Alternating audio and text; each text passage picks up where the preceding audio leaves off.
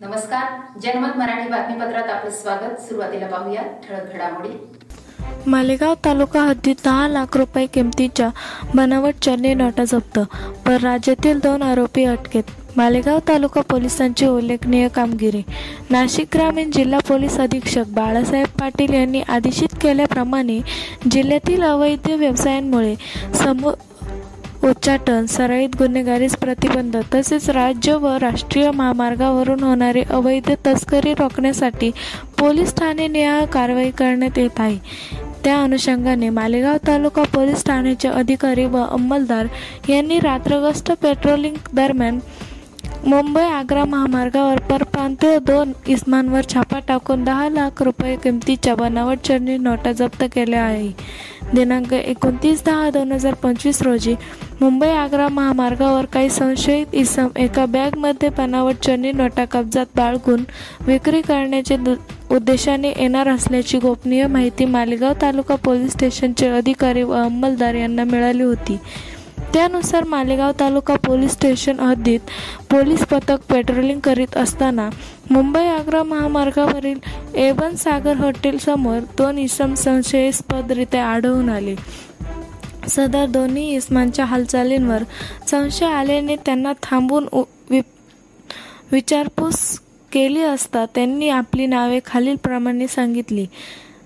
नाजीर अक्रम मोहम्मद अय्यूब अन्सारी, वय वर्ष 34, राहणार मोनिनपुरा, बुरहानपूर, मध्य प्रदेश व मोहम्मद जुबेर मोहम्मद अशरफ अन्सारी, वय वर्ष 23, राहणार हरिरपुरा, वार्ड क्रमांक 31, बुरहानपूर, मध्य प्रदेश वरील दोन्ही इसमांची झडती घेतली असता तपासणीअंती त्यांचे कब्जातून एकूण 10 लाख रुपये किमतीच्या चलनी नोटांसारख्या हुबेहूब दिसणाऱ्या 500 रुपये दराच्या 2000 बनावट नोटा तसेच 2 मोबाईल हँडसेट आणि एमपेस कंपनीची चॉकलेटी काळी सॅक असा एकूण 10,20,000 रुपये किमतीचा मुद्देमाल जप्त करण्यात आला आहे।